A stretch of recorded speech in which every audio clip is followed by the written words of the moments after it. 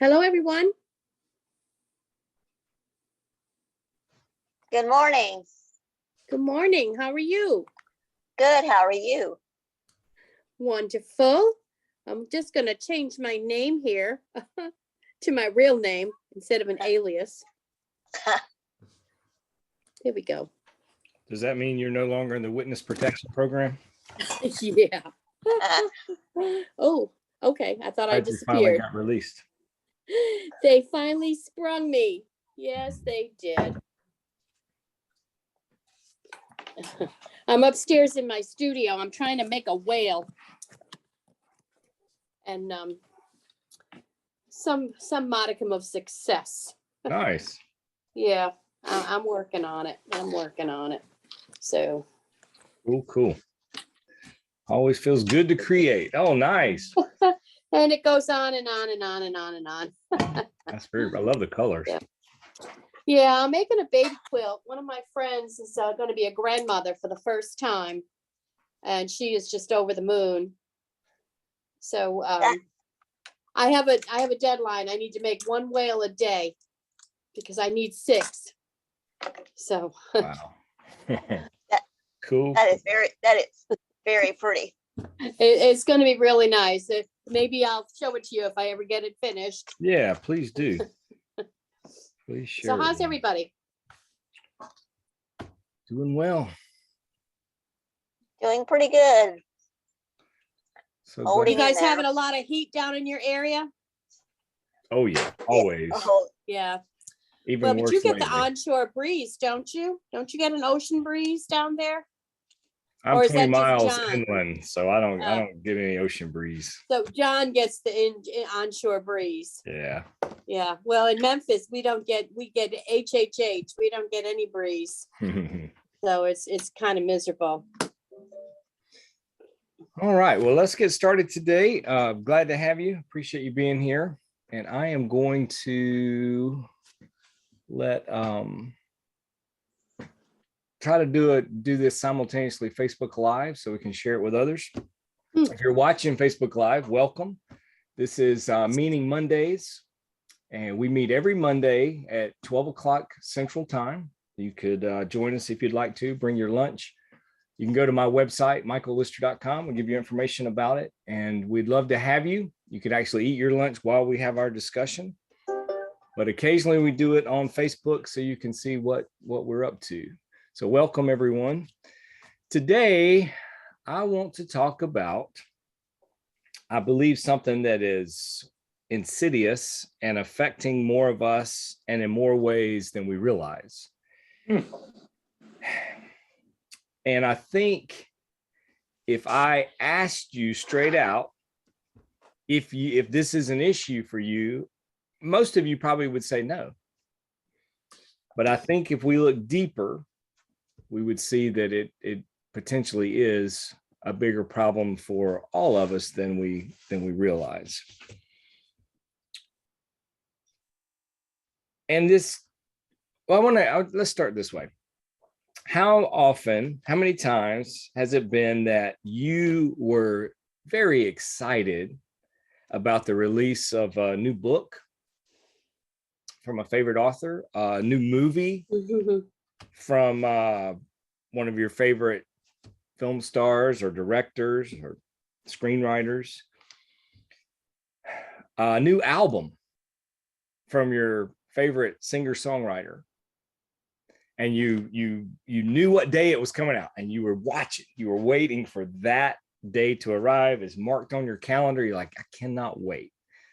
And I will just be honest with you, there are things like that I have right now that I know the date, that something, even sometimes it's just a trailer for a movie I'm excited about. I'm waiting, I'm excited.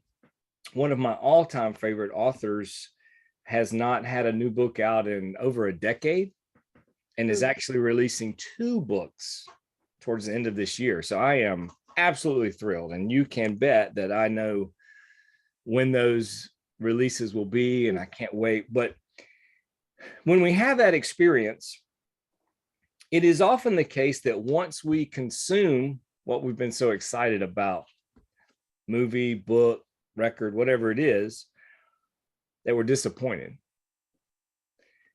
that it didn't reach or meet our expectations.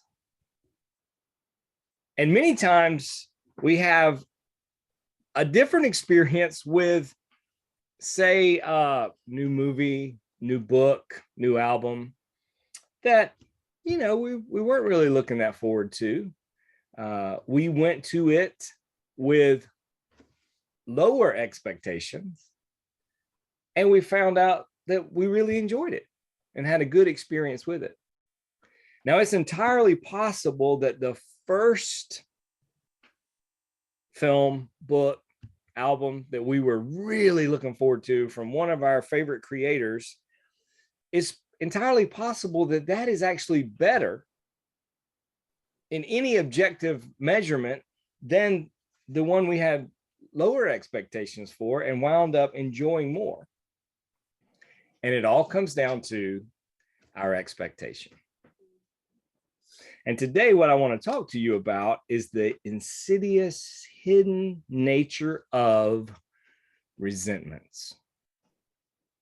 And most of our resentments have almost everything to do with our expectations.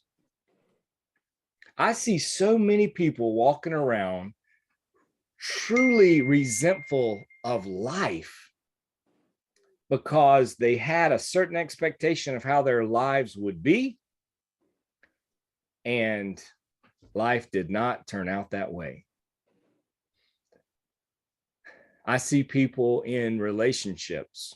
Let's start with just the primary partnership, marriage, relationship. Have you seen those couples that rarely do you ever hear them say something nice to or about the other person, their partner? Do you see those times where maybe there's a group, everyone's interacting, and something happens and one partner just really explodes onto the other one, and with such anger, and or maybe it's not that dramatic. Maybe it's that every little thing they say, offhanded comments, under their breath type comments, are just little digs, little jabs, little stabs at their partner. This person is supposed to be their most significant other. They're the person they chose to spend their lives with. That comes from resentment. That comes from they had certain expectations of another person. That person did not meet those expectations, and they're holding on to resentment. It is anger. It is frustration. It is resentment, and it comes out in a variety of ways. Some of them very passive aggressive, some of them very subtle. But until that resentment is dealt with and addressed, it's going to be there, and it's going to leak out in these toxic leaks that are so damaging to our relationships. This is not only true of life, it is not only true of our primary partners, it is true of our friendships. It is true of our work relationships. It is true of our social interactions that we have with whatever groups we're involved with whatever social constructs that make up our lives. We go to them, say it's a religious organization, say it's a political organization, say it's some kind of social fun, entertainment, social causes organization.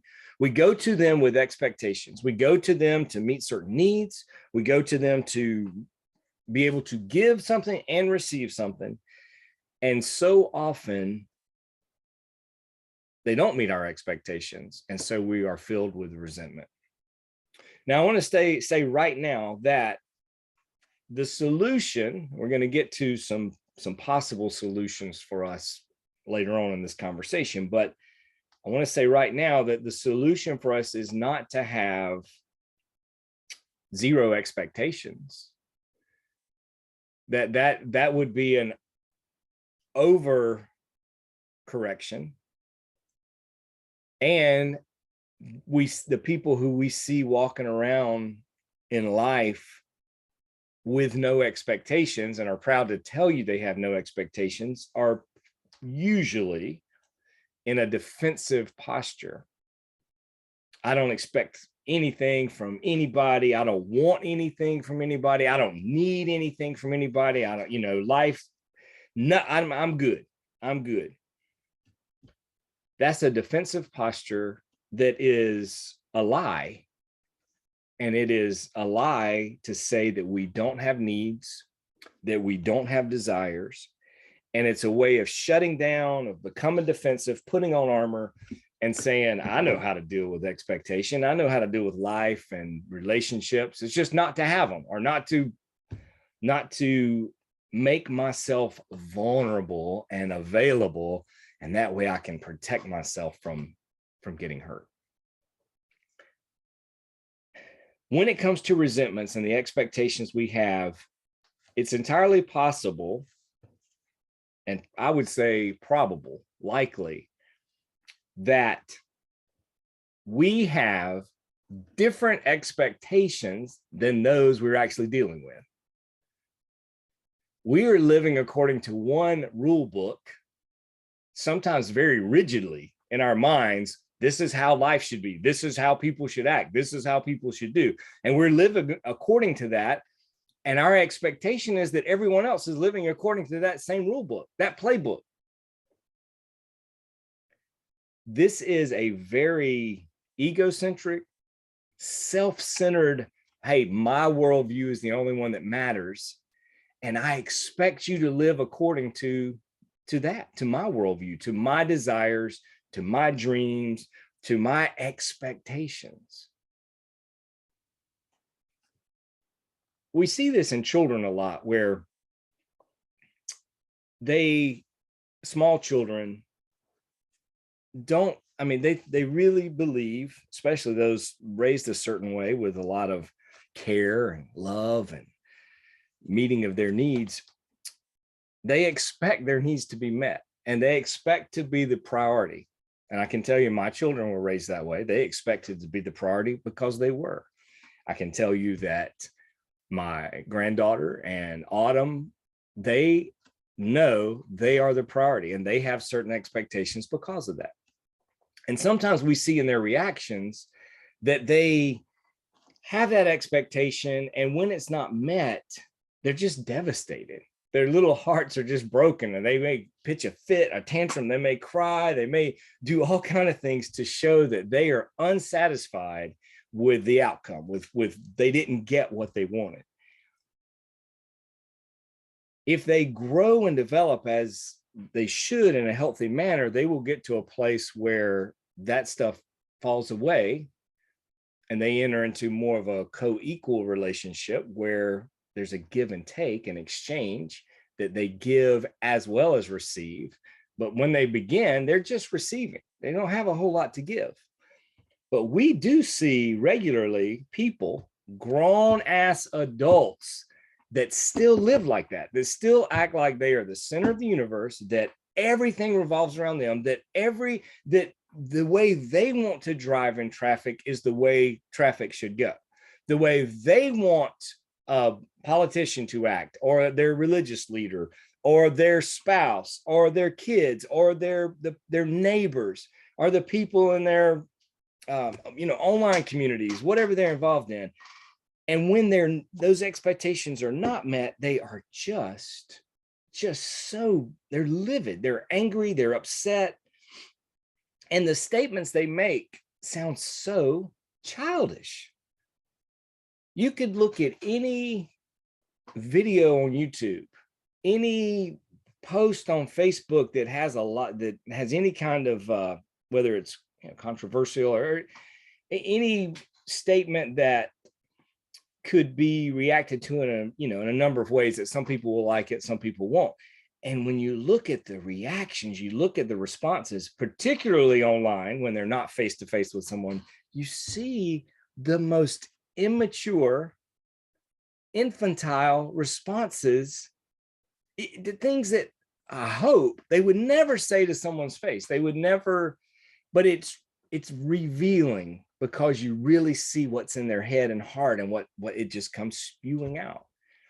Those are resentments, and they have everything to do with our expectations, our rule book, our playbook, our self-involved ego that says, hey, there's a way the world should be, and it's my way. There's a way you should act, there's a way you should behave and things you should do, and it's the way I want you to do them. Do we call our spouse our dream husband, our dream wife, when they're doing something we don't like? Or do we call them that when they're doing something we really appreciate and love that they do and really want them to do more of? And we say, oh, you're the best friend, you're the best daughter, son, husband, wife, you're the best, whatever, fill in the blank ever. Why? Because you're doing what I want you to do. You're making me happy. You're meeting my expectation. Sometimes you're exceeding my expectation. But what happens when you don't? What happens when you don't meet my expectation? That is where this very subtle resentment can begin to form. And I'll tell you this, the reason I'm saying this insidious and very dangerous for all of us is that even those of us who don't look like we're walking around with resentments often are, because they start so small. And most of the time, resentments are over very small things. He missed the laundry basket with that wet towel again, and it's on the floor, and I'm the one that has to pick it up. And I was the one who had to pick it up yesterday and the day before. And for 4 decades now, I've been picking up his wet towels that he drops on the floor. I've been washing his dishes. Why? The dishwasher is right next to the sink. Why does he put them in the sink? Why can't he rinse it out and put it in the dishwasher? Why do I always have to do that? And whatever it is, whatever the issue is, it starts small. And the most dangerous resentments are those that, because they start small, we sort of ignore, we're not really aware of, and they build over time and they grow.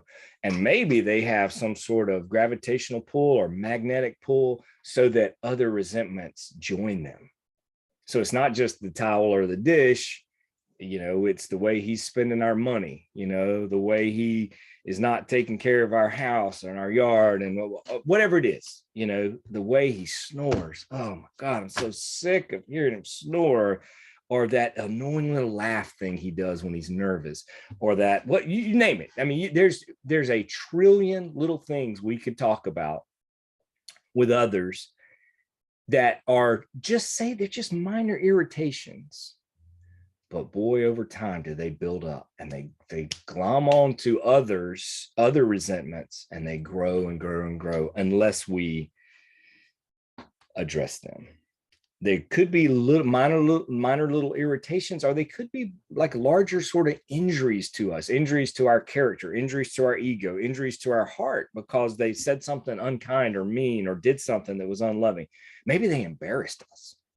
Maybe we were in a group or a public situation and they said something that just, they knew when they said it, we would find it embarrassing. We would, this thing they revealed about us, this joke they made at our expense.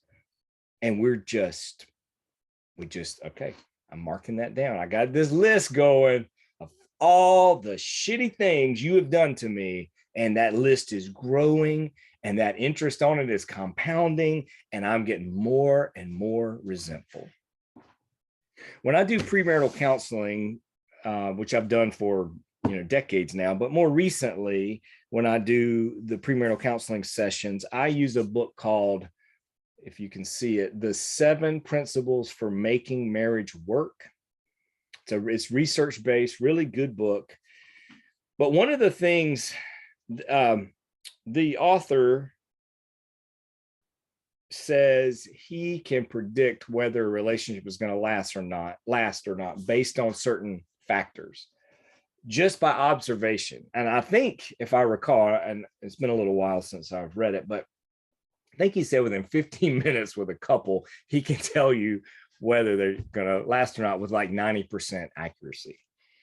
But one of the things that the book talks about is resentment, and how if resentment goes unchecked, it will destroy a relationship. Now, this word destroy can mean a lot of different things, because it doesn't necessarily mean that the two people won't stay together and never end the relationship, but it may destroy the quality, the health of the relationship can be destroyed by resentment. And one of the things the book talks about is rupture and repair. In every relationship, in every interaction, and everybody we interact with or involved with, every group, every dynamic, every organization, every institution, everything, there's going to be ruptures, where there's going to be things that happen that we don't like, that hurt our feelings, that bother us, that we don't agree with, that we're bothered by. That's a rupture. And the question is, the relationships that are not only last and work, but that are actually healthy and good, repair that rupture. Whereas relationships that are unhealthy, whether they last or not, and many of them end, they don't repair that rupture. Let me tell you what resentment does. More than anything else, the impact resentment has in our lives, in our relationship to life itself, in our relationship to our spouse, to our parents, to our children, to our friends, to whomever we're talking about, what it does is causes distance. You and I, as human beings, have a deep need for connection. We want to be connected. We need that spiritually, emotionally, mentally, psychologically, physically, even. We need connection. And what resentment does is say, whoa, I'm distancing myself from you. There's a lack of connection. Now, we do that for a few reasons. One is self-preservation, to protect ourselves from the experience, the whatever happened that caused the resentment in the first place. We're like, well, I'm not going to experience that again. I'm going to back away from you. And we may not do it physically. We may not even do it outwardly. It may not be obvious, but inwardly, we're creating distance between ourselves and that other person. There's a centrifugal force that divides when we have resentments. The other reason we do that is to punish the other person. Oh, you did something I don't like. Guess what I'm going to do? I'm going to pull back. I'm going to distance myself from you. I am going to stay away so that you know I disapprove of you. I don't like that thing you did to me. And so I am going to punish you by creating distance. We all want connection. We all need connection. We all need close friends and family members, partners, people who get us, appreciate us, approve of us, or just accept us the way we are. And resentments cause us to be distanced from one another. And we use it as punishment. But what happens is we're the ones being punished. I'm going to tell you right now, this very moment, it's entirely possible, if not actually likely, that you and I are holding resentments against others that they know nothing about. And we have distanced ourselves from them to punish them. We have done all kinds of things that they're not clued in on, because guess what? They had different expectations than we did. And so they didn't see anything wrong with the interaction. They didn't see any problem with what happened. and our feelings are hurt, we're upset, we disapprove of what they did or how they treated us, or what, and so we're distancing ourselves, and we're saying, thinking we're punishing them, when in fact we're the only ones being punished. They're not even aware of it. There's so many different personality types. I can tell you, I am an introvert, and most of the best interactions I have, the most quality interactions, and the relationships I value the most are typically one-on-one or a very small group that are personal and intimate and have some depth of exchange. It's not just talking about, surface or shallow stuff. It goes deeper to meaning and what really matters in life, and how we're really doing, and what's really on our minds, and what, those kind of interactions, the kind of interactions that you can't have with a large group. Now, there's a lot of extroverts that are really loud, and if there's a group dynamic, they're the ones that are going to be the loudest and causing the most attention to come themselves, or making the most out of the situation. And oftentimes when people are doing that, it doesn't allow for the kind of interaction I'm talking about, and I don't care for it. But as an introvert, I have different needs than an extrovert. And an extrovert, when they're sharing and they're being loud and they're doing all this stuff, a certain need is being met in them, and they're not realizing that, man, this really bothers the introverts, or that they don't care for this, or because it's from their worldview, their perspective. Hey, I'm just being me. I'm doing my thing. I'm getting my needs met. And the introvert is saying, hey, can we have just a more quiet conversation? Can we not have a little more real exchange? And can we have time apart and then come back together and have these connections? And total different needs. Introverts need time alone to recharge. Extroverts need people time to recharge.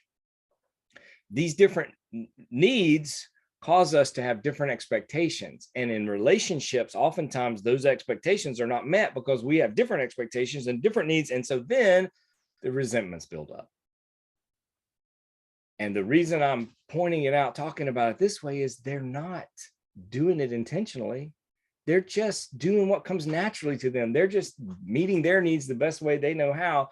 And we're trying to do the same thing. And yet we're resenting each other because we have different needs and we have different. But if we could let go of some of that expectations, and definitely let go of the resentment when it happens. And rather than, this is critical, rather than taking everything so personally, oh, the reason he said that, the reason she did that is it was directed at me. I know why they did that. They don't like me, or they knew that would bother me. And they don't know. They have no idea. We are so upset, or we're so hurt, we're so wounded by something that they have no idea about. And yet we're walking around resenting them as if they did something like a personal attack on us. It is destroying the quality of our lives. It is destroying the quality of our relationships. It is causing distance to come in to what could be otherwise very healthy, vibrant relationships that give us meaningful lives.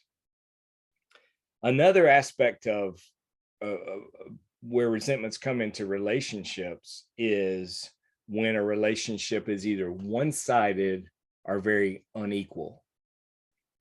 If you have a giver and a taker, very soon, at some point, the giver is going to be very resentful of the taker.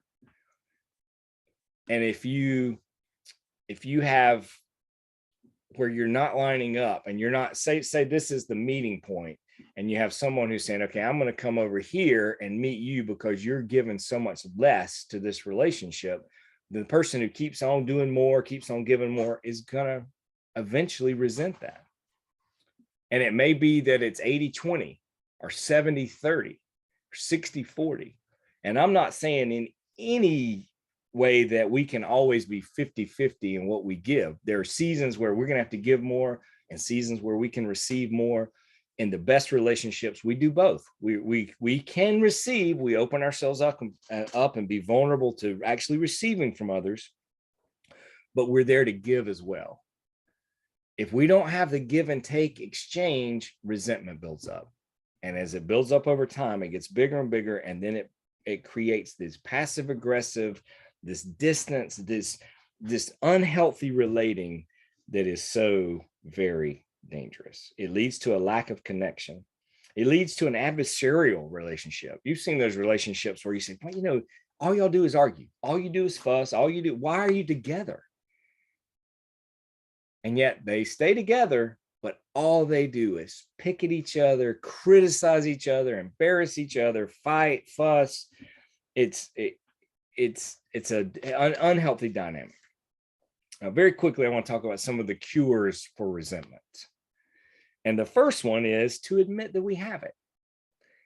It's hard for our egos to admit we have resentments. And I can tell you, for me, I want to be above having resentments. I want to be better than that. I have this, you know, emotional, spiritual, psychological perfectionism where my ego doesn't want to admit that I have to deal with all this shit. And so it's a lot easier to pretend it's not there. But if we're going to deal with resentments, we've got to really be honest with ourselves about them being there, look more deeply, and admit that they are there.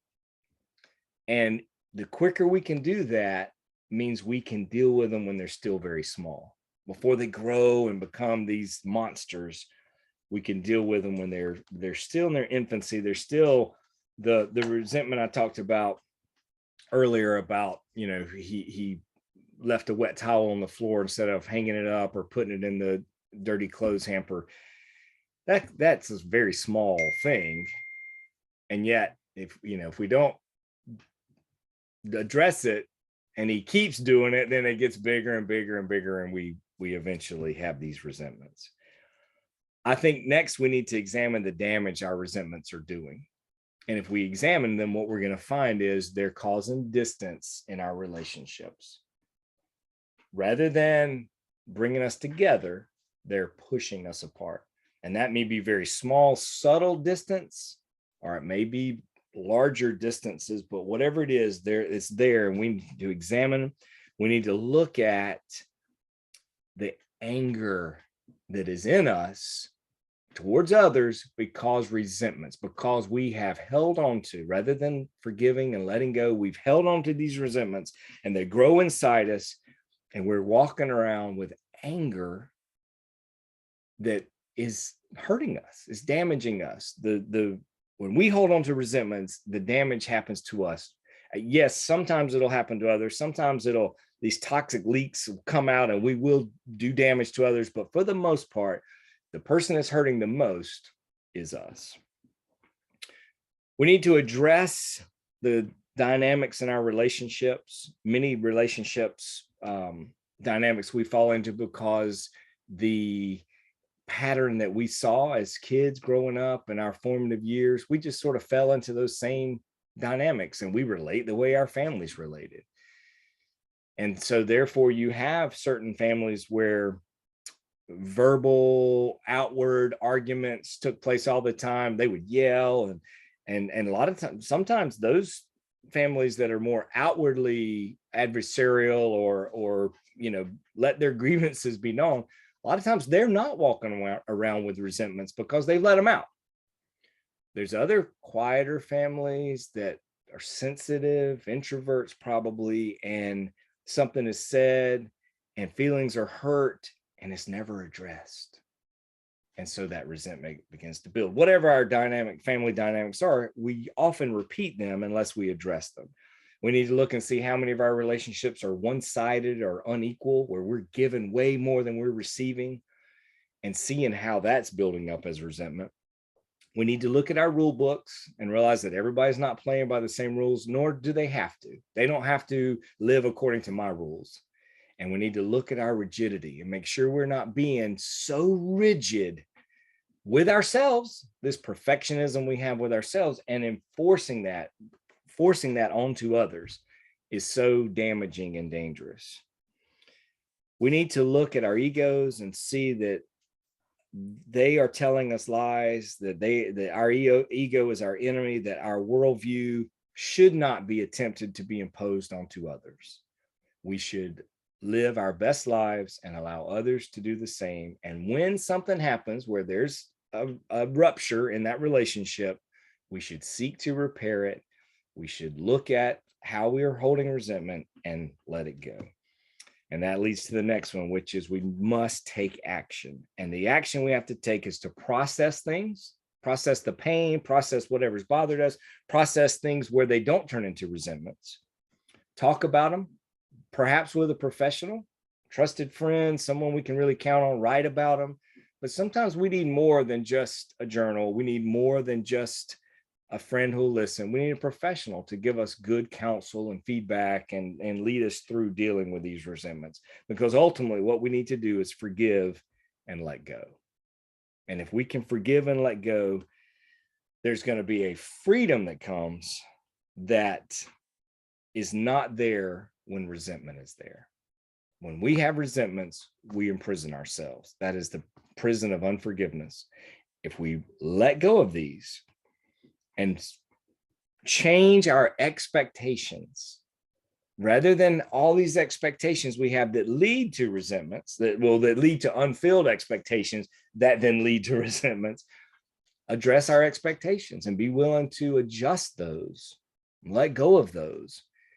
And even when we have them and they're not met, let go of the resentment that comes when someone, life itself or some other person, doesn't meet our need, doesn't meet our expectation. Got a few minutes for reflection, reaction. Anybody have anything they want to share or say? And those of I you have on one Facebook, thing, thank y'all Michael. for joining us. I have one thing. I think because we're all individuals, we have to decide what hill we want to die on, because every single thing that someone does, and it might tick you off, everything cannot be critical mass.